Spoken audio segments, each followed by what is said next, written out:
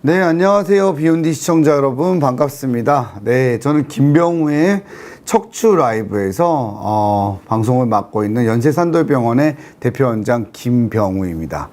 자, 오늘도 여러분들의 또 원하시고 또 궁금해 하시는 것들이 많은 주제로 한번 준비를 해봤으니까요. 오늘 주제 보면서 강의를 시작하도록 하겠고요.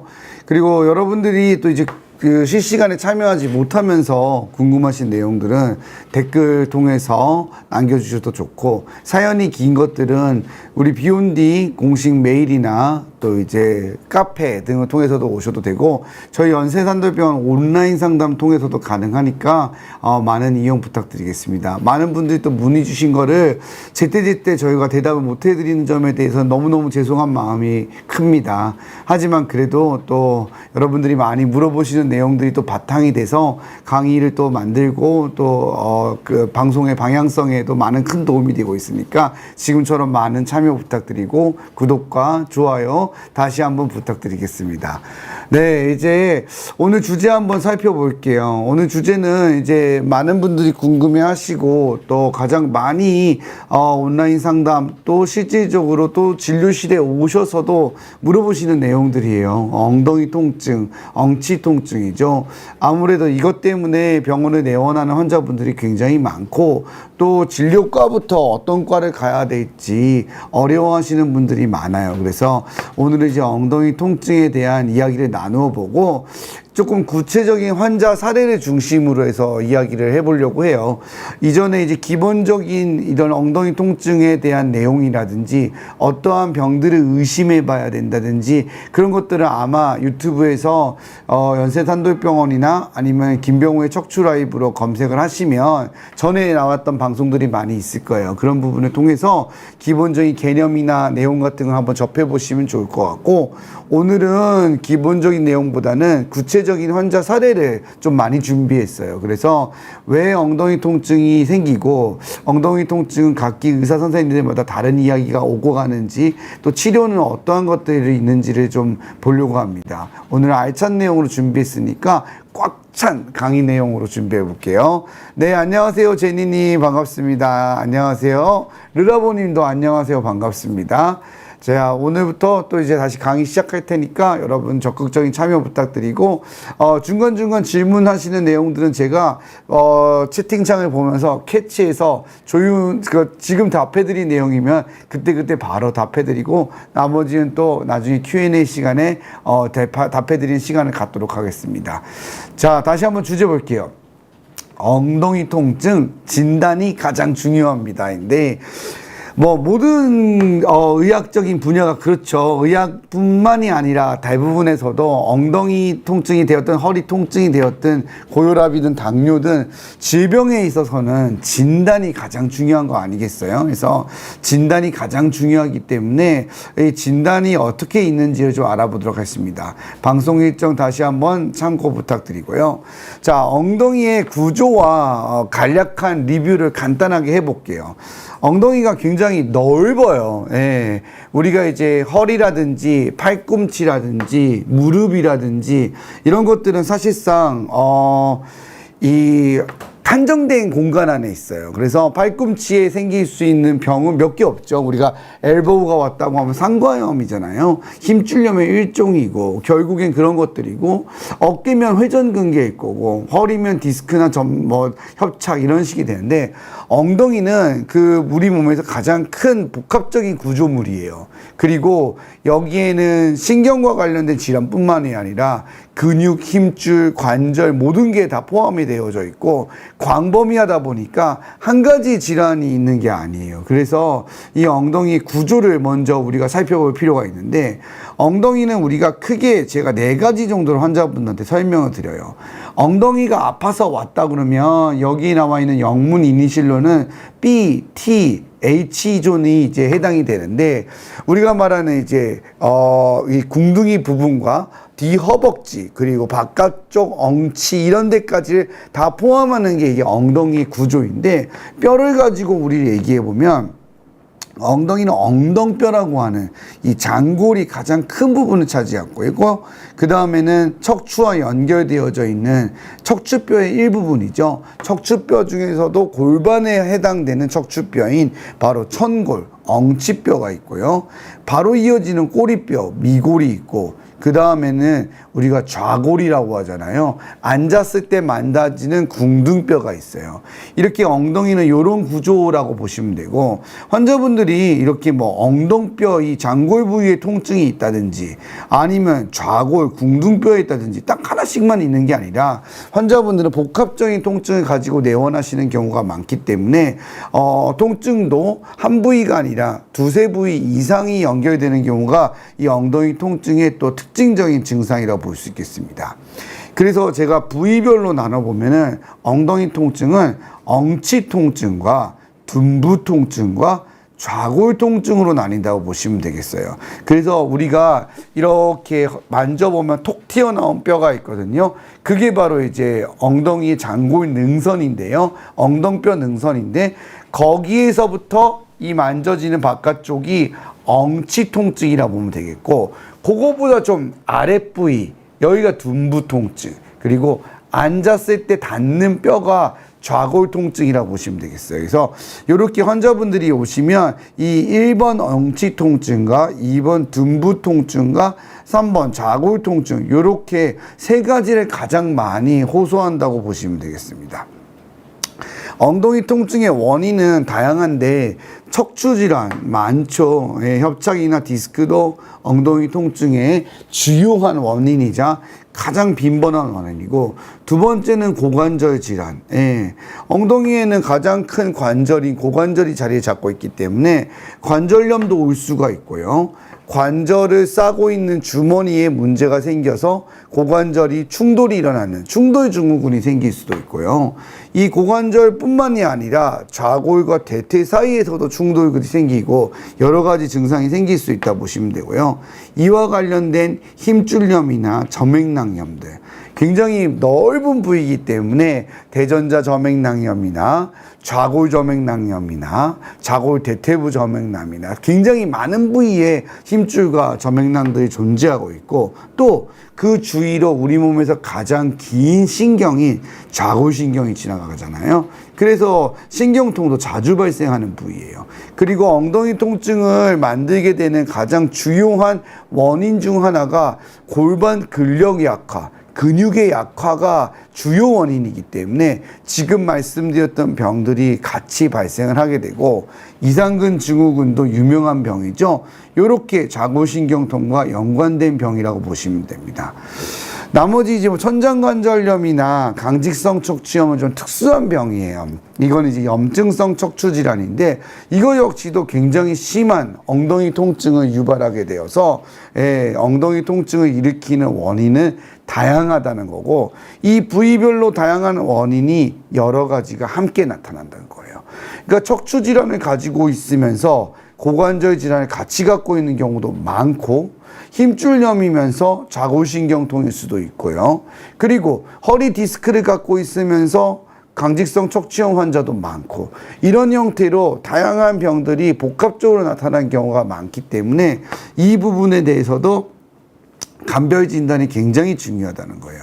그래서 다양한 원인이 있을 수 있어서 통증의 부위와 증상과 양상을 가지고 감별 진단을 하는 것이 중요하다고 할 수 있겠습니다.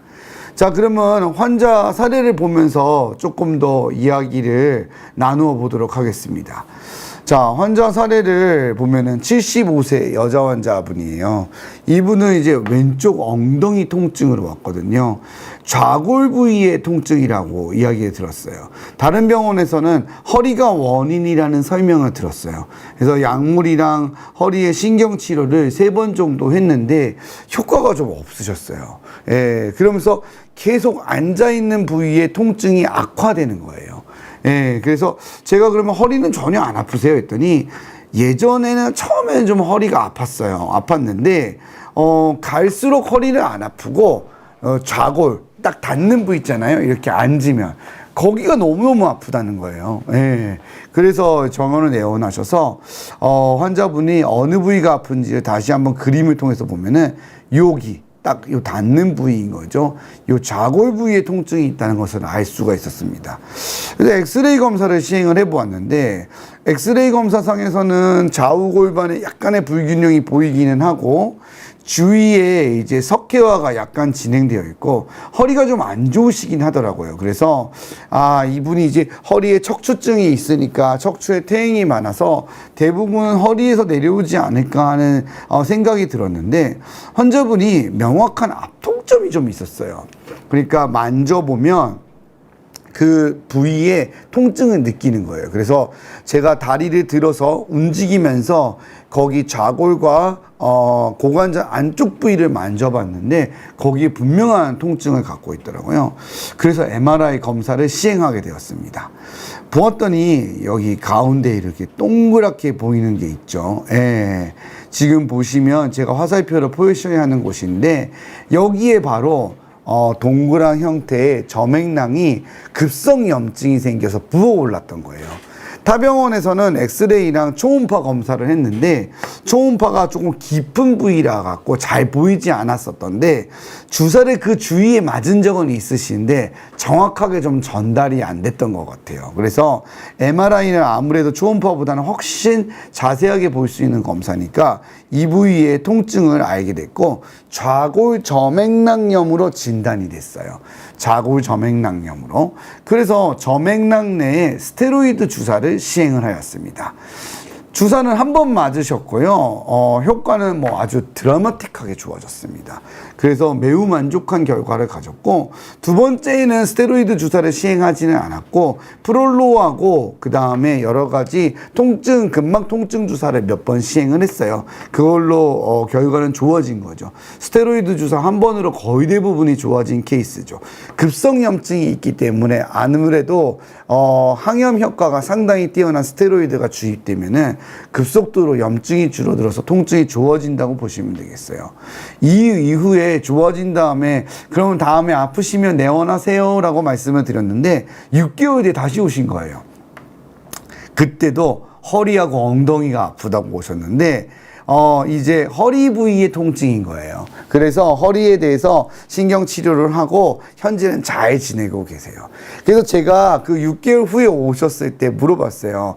처음에 병원 다니실 때 이 통증으로 가셨던 거 아니세요? 그랬더니 생각해보면 맞대요. 그러니까 처음에는 이 허리 엉치 통증으로 갔다가 중간에 언제부턴가 왼쪽 엉덩이가 너무 아팠는데 계속 허리에다가만 주사를 맞았으니까 자기는 이제 허리가 원인인데 잘못된 거라고 생각을 했는데 중간에 어떻게 보면은 병이 좀 더 진행을 해갖고 새롭게 생긴 거죠. 그래서 좌골 점액낭염을 빨리 체크할 수 있어갖고 금방 간단한 주사로 심플하게 잘 나왔던 케이스예요. 그래서 여러분들이 아셔야 되는 게 이 엉덩이 자체가 넓은 부위이기 때문에 환자분들은 여기가 아팠다가 저기가 아팠다가 하면은 이게 헷갈리세요. 그러니까 지난달에 아픈 게 이번 달에 아픈 거랑 이게 짬뽕이 되는 거예요. 믹스가 돼갖고 헷갈려 하시는데 잘 따지고 보면 그때 아팠던 거랑 지금 아픈 거랑은 좀 다르다는 걸 알 수가 있죠. 그래서 항상 내 증상이 변할 수 있으니까 주치의하고 상의해가지고 엑스레이도 찍어보고 만져봐서 알 수 있는 검사들도 많거든요. 그런 식으로 병변을 체크해보면은 금방 찾아볼 수 있는 거라고 이해하면 되겠습니다. 자, 그러면 다음 사례를 한번 또 보면서 이야기를 나눠볼게요. 오늘은 사례 중심으로 이야기를 나눠보겠습니다. 자, 이번엔 72세 남자 환자분이에요. 이분은 양쪽 엉덩이 통증으로 오셨고 오른쪽이 주증상이었어요. 양쪽이 아픈데 우측이 더 아픈 거죠. 내원 당시엔 그랬다는 거예요. 왼쪽은 정강이까지 내려가는 통증이 좀 있는 편이고 오른쪽은 뒤 허벅지까지 내려간대요. 그러니까 둘 다 통증이 있는데 우측은 엉덩이에서부터 허벅지까지 좀 내려가고 왼쪽은 정강이까지 내려갈 때가 있다. 걸으면 증상이 생긴다는 거였고 사실상 타병원에서 허리 시술을 했어요. 그리고 계속적으로 증상이 있다 보니까 유압술 가능성이 있다고 그쪽 선생님은 설명을 하신 거예요. 허리가 좋지는 못한데 당장 수술할 것은 아닌 것 같다고 설명을 하시면서 시술 이후에도 계속 통증이 있으니까 얘대로 계속 가면 유압술을 할 수 있다라고 환자분한테 설명을 하셨대요. 그래서 실제로 우리가 환자의 통증을 한번 분석을 해 보았더니 오른쪽은 여기 어떻게 보면은 이제 좌골보다는 조금 바깥쪽에 해당되는 곳에 위치를 하고 있었고, 왼쪽은 여기에서부터 해서 내려가는 양상이 있었어요. 그래서 엑스레이 검사를 보았더니 뼈 사이의 간격은 잘 유지가 돼요. 그리고 일부분에 좀 이렇게 석회화를 동반한 소견은 보이는데 이학적 검사에서는 명확한 것은 없었고, 통점, 만져서 아픈 증상은 거의 없는 편에는 가까웠어요. 그러니까 만지면 아프다고 하는데 이전 사례처럼 명확한 통증 부위가 있어 보이지는 않았던 거죠. 그래서 MRI 검사를 시행을 하게 돼서 이러한 경우에는 허리하고 골반이 모두 다 원인일 수 있기 때문에 두 부위를 다 검사를 시행하게 됐어요. 그래서 보았더니 오른쪽은 바깥쪽에 골반 이 대전자부에 점액난과 힘줄염이 확인이 되어졌고, 이 캡슐을 싸고 있는, 그러니까 쉽게 말해서 고관절을 싸고 있는 주머니에 염증이 온 거예요. 인대가 약간 손상이 오면서. 그리고 좌측은 지금 보는 것처럼 추간공 협착증을 동반한 거예요. 그러니까 오른쪽은 골반 증상이고 왼쪽은 허리 때문에 아팠던 거죠. 그래서 이렇게 제가 병변 부위를 표시한 거고요. 골반에서 말씀드렸던 이 이스키오 피모럴 리가멘트, 그러니까 좌골과 대퇴 사이에 연결되어지는 인대인데 고관절의 안전성을 유지하는 거거든요. 요게 이제 그 뒤편의 그 관절을 잡아주는 지지대 역할을 하는데, 이 부분에 염증 소견이 있으면서 여기에 붙는 힘줄과 여러 부위에 염증이 소견이 있었던 거예요. 그리고 요 뒤쪽으로는 좌골신경이 함께 지나가기 때문에 여기에 염증 소견이 있거나 딱딱해지면 좌골신경통도 함께 발생합니다. 오른쪽은 골반이었던 거고 왼쪽은 추간공이 좁아지는 추간공 협착증이었던 거예요. 퇴행성 디스크가 오래되면서 튀어나와가지고 골극이 형성돼서 신경을 누르고 있었던 거고, 왼쪽 증상은 바로 이랬던 거죠. 그러니까 오른쪽이 주증상인데 거기에 대해서 이제 시술을 했던 건데, 사실상은 우측 증상은 관절 주위의 통증이 주였기 때문에 관절 쪽에 주사를 맞는 게 옳은 거였습니다. 그래서 오른쪽에다가는 힙 조인트 블럭이라고 해서 고관절 주위에 있는 연부 조직에다가 주사 치료를 시행하였고요. 왼쪽은 4번하고 5번 신경에 대한 추간공 협착증이었기 때문에 이 부분에 대해서 신경 주사를 시행을 하였습니다. 좌우 엉덩이 통증의 원인이 각각 달라서 다른 치료가 필요했던 케이스라고 보시면 될 것 같고, 골반은 힘줄염 주사를 통해서 치료가 되어졌고 경막의 신경 주사를 통해서 왼쪽은 치료했습니다. 오른쪽 엉덩이 통증은 주사를 맞으면서 매우 좋아졌고요. 재활치료랑 충격파를 시행하면서 더더욱 좋아지셨어요. 좌측 증상은 아직은 추간공 협착과 디스크가 생각보다 심한 편이어서 비수술적 치료를 하면서 조절은 되고 있는 상태예요. 근데 제 생각에는 아마 추간공 협착증은 좀 심한 편이라 두고 보다가 내시경을 통한 감압술 같은 게 필요할 수도 있을 것으로 판단이 됩니다.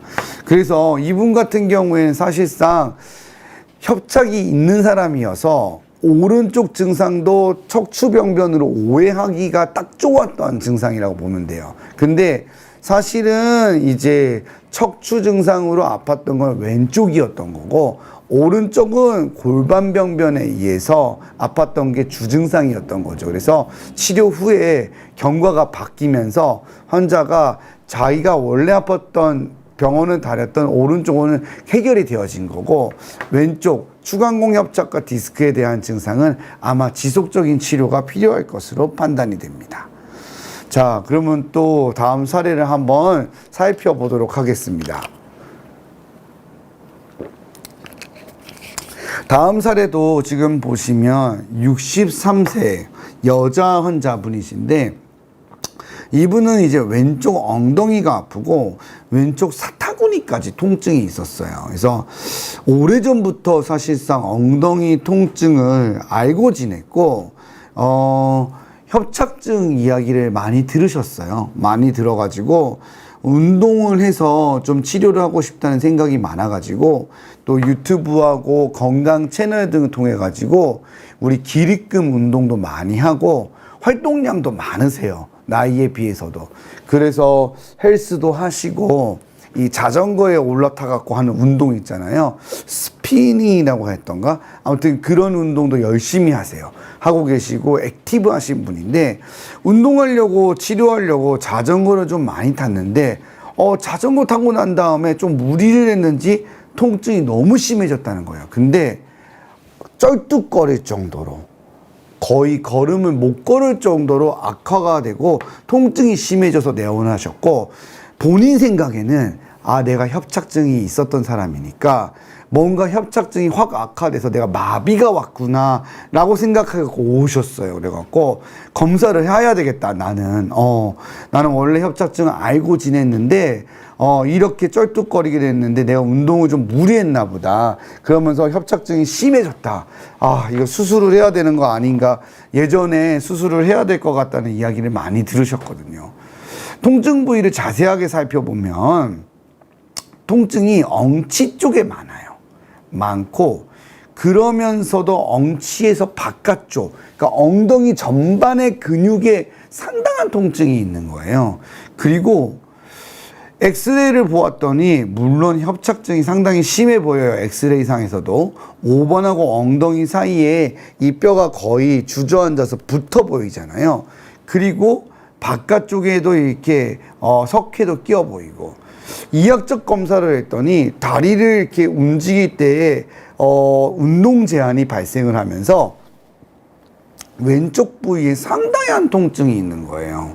예, 아주 막 욱신거리면서 견디기를 굉장히 힘들어하는 통증이죠. 예, 지금 우리 질문 주신 분도 제니님께서 찌릿하는 통증이나 욱신하는 통증 등 양상이 너무 다양한데 일반인 입장에서 이걸 어떻게 구별하냐고 물어보셨거든요.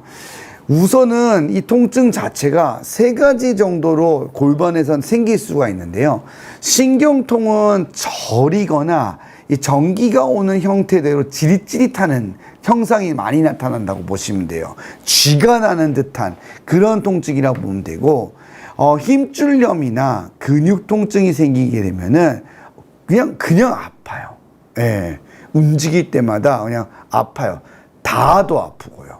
그리고 만일에 뼈에 생기는 통증이 발생하게 되면은 약간 밤낮의 구별이 있어요. 밤에 되면 굉장히 통증이 심하고, 움직일 때마다 그냥 어디를 표현할 수 없는 뭔가 이렇게 뼈가 아픈다고 환자들이 말씀을 하시거든요. 그런 형태로 우리가 신경통과 근육통과 골반 통증이 구별이 되어지는데, 지금 설명을 드리는 사례의 환자분은 이 증상을 다 가지고 계셨어요. 네.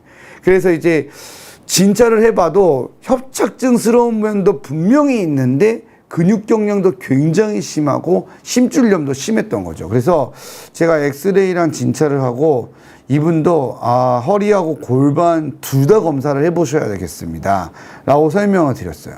그래서 골반 검사를 해봤어요. 해보았더니 지금 보시면 여기가 오른쪽 골반이고 여기가 좌측인데, 좌측에 이게 하얗게 돼 보이는 부분이 보이나요?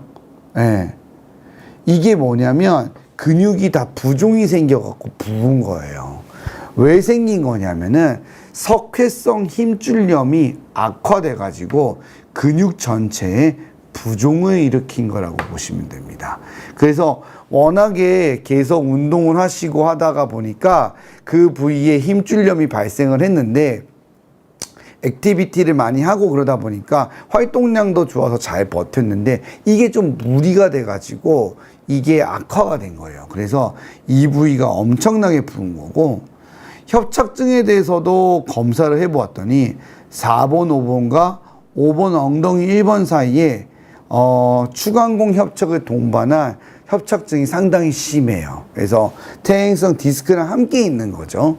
그래서 이렇게 신경이 지나가야 되는데 3, 4번처럼 공간이 넓지를 못하고 두 군데에서 눌리는 형태의 양상을 띄우고 있었습니다. 이런 경우에 어떻게 해야 될까요?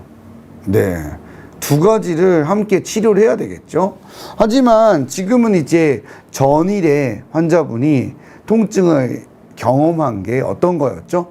자전거 타면서 무리하면서 페달 막 밟고 움직이면서 막 발을 띄울 수가 없는 정도의 통증이 생긴 거잖아요.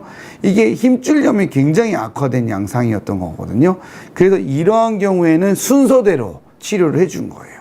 그래서 첫 번째로는 초음파를 보면서 그 부위에다가 힘줄염의 부종에 대해서 주사 치료를 여러 차례 시행을 해줬어요. 그리고 ESWT라고 해서 충격파를 시행해주면 굉장히 도움해요. 재활 치료도 도움이 되고요. 그러면서 이분은 힘줄염이 많이 양상이 좋아져갖고 통증이 심해서 거의 못 걸으셨기 때문에 입원을 하셨는데, 입원하시는 한 일주일 정도의 기간 중에 2, 3일 만에 거의 통증이 많이 좋아지신 거예요. 그 다음은 협착증에 대한 치료가 필요했는데, 처음에 이제 그 힘줄염에 대한 치료를 하고 나니까 이게 쩔뚝거리는 증상들은 막 날이 갈수록 좋아지는데, 협착증 때문에 생기는 증상이 남아있는 거예요. 환자가 이제 구별이 되시는 거예요, 이제는. 이게 아팠던 거는, 내가 무리해가지고 악화가 돼갖고 힘줄염이 이렇게 심해져갖고 아팠는데, 이제 좀 이게 좋아지니까 협착증 증상이 나타나는 거예요. 그래서 수술을 하시기에는 아직까지는 조금 시기적으로는 이른감이 있어서, 거기에 대해서는 카테터를 이용한 시술을 진행하게 됐습니다. 그래서 이 경우는 왼쪽 엉덩이의 통증이 원인 질환이 두 가지였던 거고, 원래 있던 거는 협착증이 맞아요. 환자가 알고 있었던 거고, 최근에 급격하게 악화된 원인은 석회성 힘줄염으로 인한 부종이었기 때문에 순서대로 힘줄염에 대한 부종 치료를 초음파 주사로 진행을 했고, 그 다음에 원래 있던 협착증에 대한 치료도 순차적으로 진행을 했습니다. 지금은 매우 좋아지셨어요. 효과가 매우 좋아서 현재는 통증이 거의 없는 상태인데, 아무래도 석회가 크기 때문에 다시 재발될 우려가 있고, 그리고 또 허리하고 엉덩이 사이의 맨 마지막 요천추부 협착이 심한 편이어서 추후에 또 추가적인 치료가 예상이 되는 환자입니다. 그래서 지금은 관리가 잘 되고 있는데, 이 상태로 치료가 잘 돼야 되겠죠. 재발 방지를 위한 노력이 굉장히 필요한 환자라고 보면 되겠습니다. 오늘은 좀 사례 중심으로 가다 보니까 사례가 조금 많아요. 그래서 조금 더 사례를 더 보고 Q&A 시간을 좀 이따 가져볼게요. 자, 그러면 다음 사례를 한번 보도록 하겠습니다. 다음 사례는 이제 62세 여자 환자분인데, 앞의 사례들은 이제 점액낭염이 있었고, 또 좌우의 증상이 달랐던 거랑 또 골반하고 협착이 같이 있었던 사례였거든요. 이번 환자분은 어떤 사례인지 한번 보도록 할게요. 이번엔 이 62세 여자 환자분인데 양쪽 엉덩이였어요. 근데 오른쪽이 좀 오래된 거죠. 최근에는 왼쪽이 심해진 거예요. 그러니까 이분은 양쪽이 비슷하게 아파요. 아픈데 오른쪽은 아주 오래됐고, 최근에는 왼쪽 통증이 심해져서 이제 좀 걱정이 많이 됐고요. 오전에 일어나면 통증이 심해요. 약도 좀 꽤 오래 먹었고, 주사 치료도 받았어요. 여러 번 받았고, 처음에는 효과가 있었는데 주사 치료가 조금씩 짧아지는 것 같고, 그리고 환자가 주사를 맞을 때 느낌이 좀 다르대요. 예전에는 주사를 맞으면은 딱 그날이나 좀 뻐근하다가 나을 것 같다는 생각이 들었는데, 지금은 그 맞는 순간에도 환자분이 알아요. 이거는 조금 주사가 나하고는 이제 안 맞는 것 같다. 치료는 지속적으로 했는데 이렇게 최근에 호전이 없어서 내원을 하시게 됐습니다.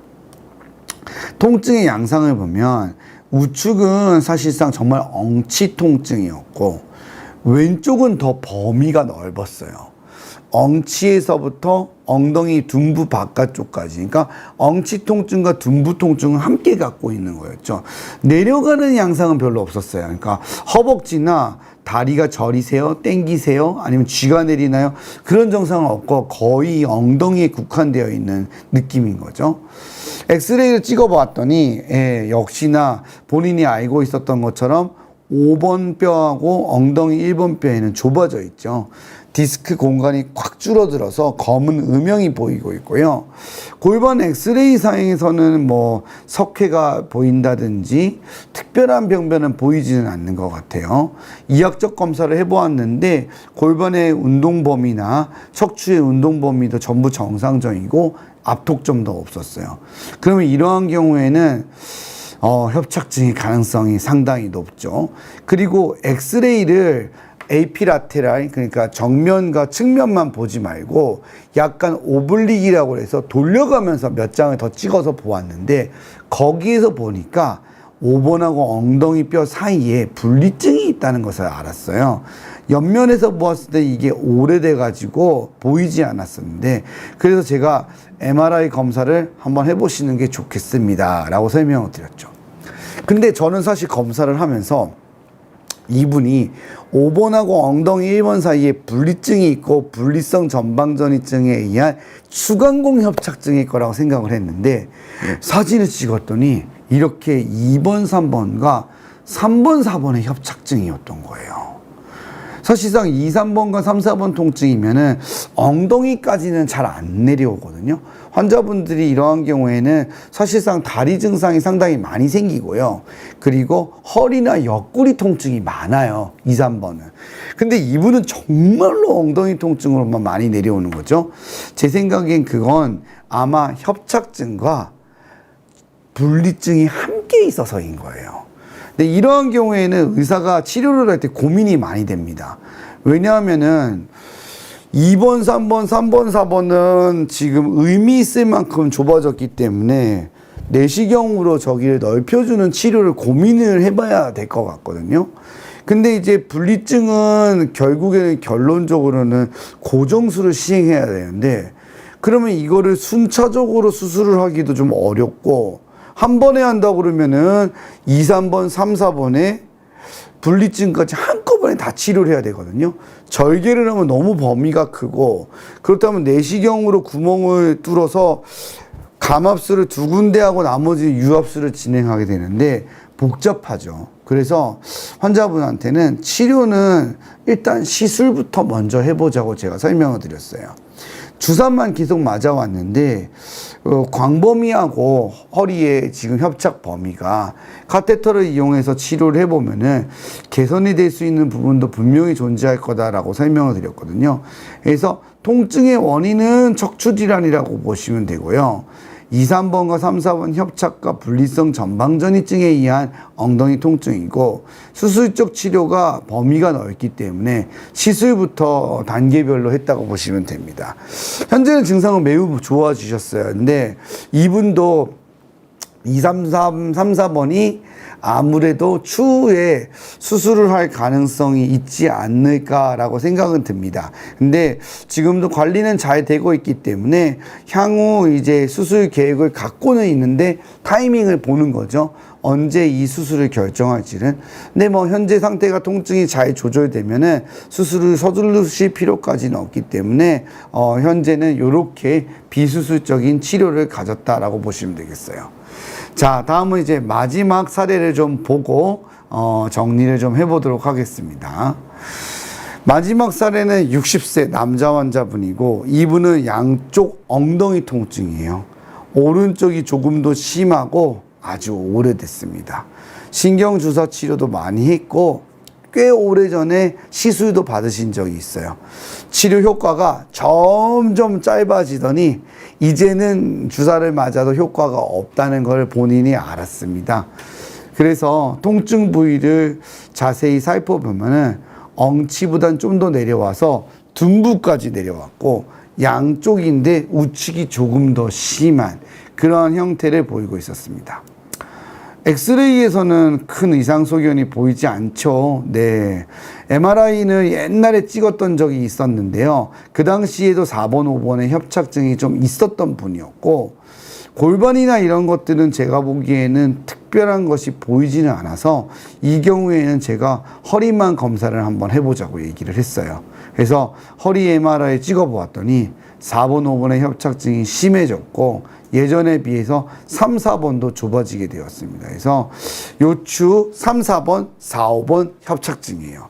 근데 옛날에 찍었던 6년인가 7년 정도 되었던 MRI랑 비교했을 때 4, 5번이 매우 많이 심해졌고 그 당시에는 3, 4번이 약간 좁았는데 이제 의미 있게 좁아졌는데 제가 이러한 경우에는 4번, 5번만 먼저 치료를 해보자고 그랬어요. 왜냐하면 두 개 다 좁아서 둘 다 치료는 당연히 할 수 있죠. 할 수 있는데 4, 5번만 하도 좋아질 찬스가 충분히 있기 때문에 예방적으로 3, 4번을 할 필요까지는 없을 것 같아서 한 군데만 진행을 해보자고 했습니다.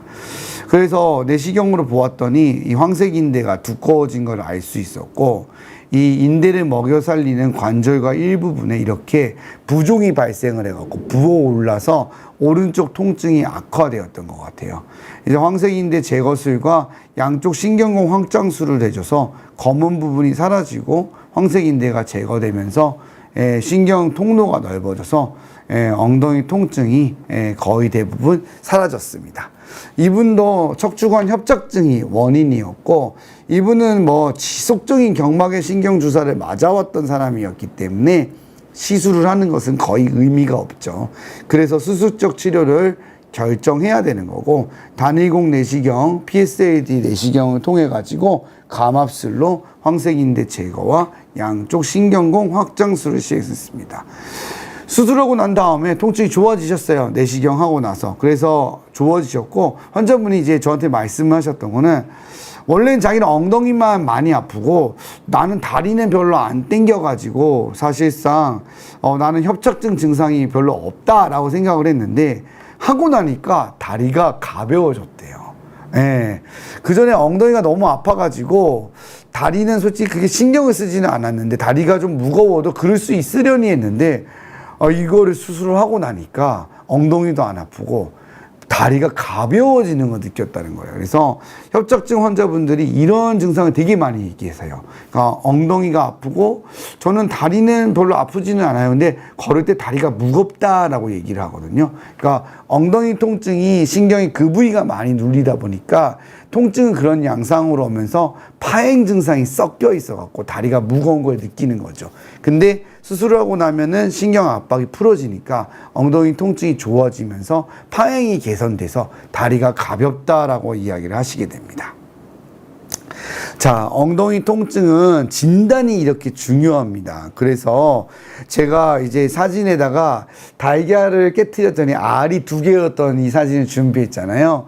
이거 왜 준비했냐면은 엉덩이라고 하는 부위는 굉장히 넓어요. 예.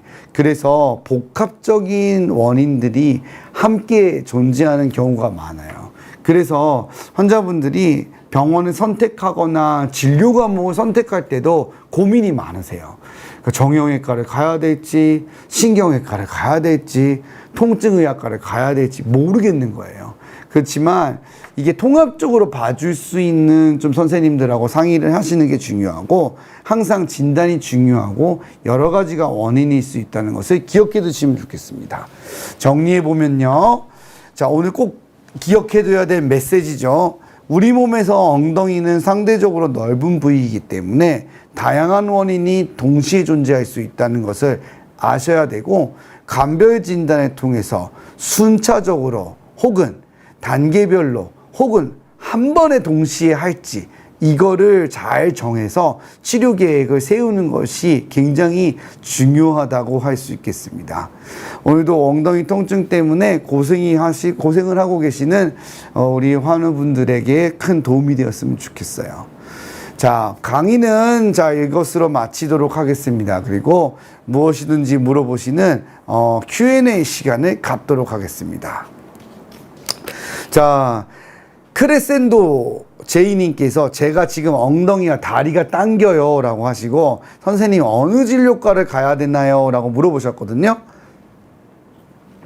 진료과는 사실상 상당히 겹쳐 있어가지고, 제가 생각하기에는 정형외과든 신경외과든 재활의학과든 과는 상관없어요. 상관이 없는데, 전반적으로 엉덩이 통증에 대한 이해도가 있는 선생님이나 아니면은 협진이 가능한 병원을 가시는 게 좋을 것 같아요. 그래서 엉덩이부터 다리까지 당긴다 그러면은 그래도 척추 증상이 있기 때문에 보시는 게 좋겠고, 재활의학과에서 치료를 보시다 크레센도님이 호전이 없어서 중단을 하셨다고 했는데, 이제 진료 과목의 차이라기보다는 또 선생님들마다 차이가 있거든요. 제가 보기엔 그러면 크레센도 제이님은 아무래도 지금 엉덩이 다리 당김이 함께 있으니까 척추를 좀 담당해주는 척추신경외과 선생님을 만나보시는 것도 좋을 것 같습니다. 자, 다음 질문에 한번 대답해 볼게요. 하이님 질문에 대답해 보도록 할까? 맨 처음 했던 분 할까요? 네. 수창정님? 네, 영어로 돼 있었고, 제가 대답을 해드리도록 하겠습니다. 되게 질문이 좀 길어가지고요. 40대 중반 남자고요. 175cm에 55kg. 무릎 퇴행성 3기. 야, 나이가 40대인데 퇴행성 3기는 굉장히 심한데요. 관절경화 벌써 2번이나 있군요. 네. 그러면서 당뇨 고지혈증은 없지만 하루에 3kg씩 걷고, 있는 그런 야윈 체형의 환자분입니다. 무릎, 소염진통제 부작용을 무릅쓰고 먹을 수밖에 없나요? 그리고 혈관 막힘이나 당뇨 등을 육식을 일반인처럼 해도 되나요? 추워서 수영을 못하고 여러 가지 질문들이 많이 나와 있네요. 상체 헬스라도 필요? 여러 가지가 있군요. 운동과 관련된 걸 물어보는 게 많은 것 같아요. 일단은 운동을 하실 때 허리 관절 운동은요, 한 가지 운동만 하시면 안 돼요. 그러니까 우리가 방송에서는 말하기가 좋아서 걷기 운동이라는 걸 많이 이야기를 하게 되는데, 체계적인 운동을 할 때는 걷기 운동이나 유산소만 하셔서는 안 됩니다.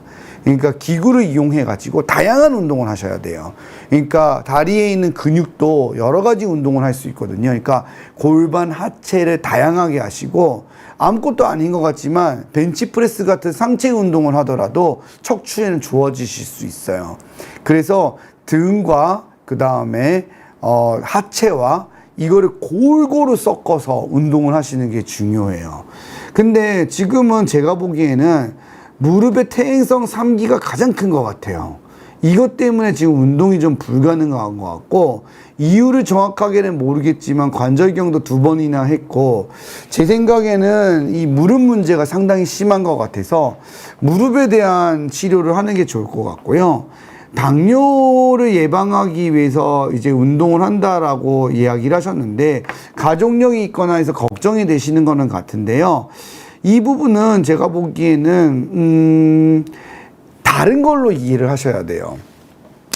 그러니까 운동을 해갖고 당뇨를 예방한다는 것도 있겠지만, 가장 중요한 거는 당뇨는 내분비 질환이기 때문에 유전적인 백그라운드가 있고요. 그 다음에 식이랑 관련성이 많아요. 내가 운동을 많이 해도 잘 못 드시면 아무 소용이 없어요. 그렇기 때문에 식이에 대한 것이 굉장히 잘 병행되어야 될 것 같아요. 그래서 내과 선생님들하고 상의를 해가지고 식이에 대한 식단을 관리를 잘 해주시는 게 중요할 것 같고, 제가 보기에는 무릎이 더 메인인 경우여서 거기에 대한 치료를 집중적으로 하시는 게 좋겠습니다. 다음 질문 한번 보도록 하겠습니다. 하이님께서 양방향 내시경 감압술로 수술을 했는데 엉덩이 통증이 있어요. MRI를 찍었는데 감압이 잘 됐다고 하는데 계속적으로 아프고 떨림이 있군요. 받은 지 1년 4개월 내내 같은 증상입니다. 안타까운 거죠. 수술은 잘 됐다고 했는데 통증이 지속되는 거니까 사실상 수술 결과가 나쁜 거라고 봐야 돼요. 양방향 내시경도 내시경 수술이기 때문에 하기는 이제 채소 침습 수술이 맞습니다. 근데 양방향 내시경을 제가 이렇게 부정하거나 비토하는 게 절대 아니고요. 구멍을 2개 뚫고 하다가 보니까 수술을 할 때 간혹 그 부분에 조금 근육 손상이 좀 더 많이 오는 경우가 있을 수 있어요. 그래서 지금은 잘 됐긴 했는데 약화가 돼서 그러한 경우도 있을 수 있고요. 그 다음에 흔들림증이 있는지 봐야 돼요. 흔들림증이 있는지를 봐야 되고, 만일 흔들림증이 분명하거나 그런 것들이 존재해서 척추 불안정이 있으면은 고정술을 시행해야 될 수 있습니다. 근데 하이님 같은 경우에는 가장 중요한 게 뭐냐면은 이게 제일 중요한 게 수술 전과 비교했을 때에 얼마만큼 호전이 있느냐예요. 그러니까 환자분이 지금 물어보시는 거가 괴롭고 힘든 게 지금도 있는 거는 알아서 결과가 나쁘다는 것은 알겠는데, 예를 들어 가지고 그 전보다 지금이 더 못한 상태면 재수술이든 무엇이든 고민을 해봐야 될 것 같고요. 근데 만일에 예를 들어 가지고 개선 자체는 많이 됐어요. 수술 전에 비해서는. 근데 일부 남아있는 증상 때문에 해결이 안 된다고 그러면은 요거는 좀 치료적인 결정을 하기가 어려워요. 그래서 충분히 이건 심사숙고해서 결정을 해야 되는 부분이 있습니다. 근데 하이님께 제가 말씀드릴 수 있는 내용은 1년 4개월 동안의 통증은 이건 정상적인 것은 아니에요. 그래서 감압술 이후에 결과가 좋은 편은 아니기 때문에 어떻게 보면 좀 원점부터 다시 한번 짚어봐야 될 소지가 충분히 있다고 봅니다. 하이님이 물어보신 내용이 또 하나 더 있나 보네요. 질문이. 네.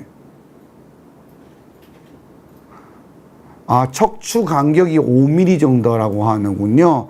유압술을 할 가능성이 있죠. 네, 많이 좁아졌다는 뜻이어서 추간공 협착증이 동반되어 있을 수 있겠네요. 하이님은 그러면 이게 추간공 협착증이 있는지도 다시 한번 판단을 해보는 게 좋을 것 같습니다. 그래서 중심부 감압은 잘 되었는데 바깥쪽이 아직 남아있는지도 고민을 좀 해봐야 될 것 같고, 조금 더 원점에서 한번 생각을 해보는 게 좋을 것 같습니다. 자, 다음은 우리 두루미 31님 거를 대답해 드릴게요. 그래서 시간 관계상 이 질문을 마지막으로 정리하도록 하겠습니다. 두루미 31님께서 5번하고 천추 2번에 퇴행이 와서 블랙디스크가 되어 있다고 진단을 받았고, 페이스 퍼플 크라잉 주사? 저는 태어나서 처음 들어보는 것 같습니다. 여러 차례 맞아봤지만 주사 효과를 거의 못 봤고, 양쪽 엉덩이 통증에 허리부터 흉추까지 아픕니다. 다리 저림은 없습니다. 허리부터 등까지 아프다는 부분이 좀 이상하네요. 대학병원 재활의학과에서는 시술이나 수술보다는 운동으로 근력 키워야 통증이 줄어든다고 하는데, 운동밖에는 방법이 없나요? 블랙디스크 자체만으로 시술을 꼭 할 필요는 전혀 없을 것 같고요. 통증의 정도를 봐야 될 것 같은데, 일단은 페이스 퍼플 크라잉 주사가 뭔지 잘 모르겠어요. 제가 요거는 한번 찾아가지고 나중에 댓글에 올려보도록 할게요. 처음 들어봤습니다. 뭔 얘기인지 한번 제가 찾아볼게요. 근데 주사 치료는 아무튼 효과가 없었고, 대학에서 지금 치료를 하고 계시는 거잖아요. 근데 제 생각에는 운동으로 해줄 수 있는 게 아니라 뭔가 원인 질환이 있을 것으로 생각이 드는데요. 이렇게 주사를 봐도 효과가 없으니까. 이모티콘의 이름이랍니다. 두루미 32님께서 주사 이름이 아니고, 죄송합니다. 이게 하다 보니까 그렇게 이모티콘이 떴군요. 본 스펙트 검사도 했는데 정상이라고 해요. 그러니까 염증성 질환을 보는 것 같아요. 맞아요. 두루미 32님이 등까지 아프다고 그래서 제가 좀 특이하다고 그랬잖아요. 일반적인 증상하고 좀 달라서 본을 검사했던 건 뭐냐면은 염증성 질환이 있는지를 보는 걸 봤는데, 이게 꽝이 나오기도 해요. 예, 반드시 나오지는 않습니다. 통증이 지속적이면은 검사를 좀 해보시면 좋을 것 같아요. 그래서 제 생각에는 MRI 검사를 한 지가 좀 된다면 6개월에 한 번이나 1년에 한 번 혈액 검사와 함께 진행해 보는 게 좋을 것 같아요. 통증이 아래서부터 올라온다는 양상이 있어서 척추염이라든지 이런 것들도 의심을 해봐야 될 것 같거든요. 본스펙트 검사를 한 번 해가지고 안 나올 수 있습니다. 저희가 보면은 처음에는 음성이었다가 나중에 양성으로 나오는 경우도 종종 있어요. 그러니까 이건 그때의 질병 활성도, 디지즈 액티비티에 따라서 검사 결과가 달라질 수가 있어요. 그래서 좀 MR을 찍을 때 거기에 초점을 두고 찍는 게 좋습니다. 그래서 조금 그렇죠. 피검사를 하면은 류마티스나 강직성 척추염인지 바로 나오지는 않아요. 안타깝게도 류마티스나 강직성 척추염은 혈액검사 단독으로 알 수 있는 건 아니에요. 두루미 32님. 복합적으로 봐야 되는데 MR과 그 다음에 혈액검사 몇 가지를 가지고 찾아볼 수 있어요. 그리고 MRI 찍을 때 패서프레션 T2를 조금 더 광범위하게 잡아내면은 특히 척추염이나 그런 건 앞쪽이 나올 수 있거든요. 그런 것들로 처음에 찾아볼 수 있습니다. 두루미 32님은 이 검사를 조금 더 우리가 주기적으로 해볼 필요성은 있을 것 같아요. 자, 슬슬 마무리를 해야 돼가지고 오늘도 안타깝게 모든 질문에 대답을 못 해드렸는데 댓글에 또 남겨주시면 온라인 상담을 통해서 또 제가 대답해 드릴 수 있는 부분들은 해보도록 하겠습니다. 자, 오늘도 이렇게 실시간 채팅에 참여해 주시고 해주신 여러분 정말 감사드린다는 말씀 드리고요. 다음에도 또 좋은 강의로 준비해 보도록 하겠습니다. 자, 우리 또 공식 인사하고 마무리 짓도록 할게요. 여러분 오늘도 통증 없는 밤 되세요. 굿밤 되세요. 안녕.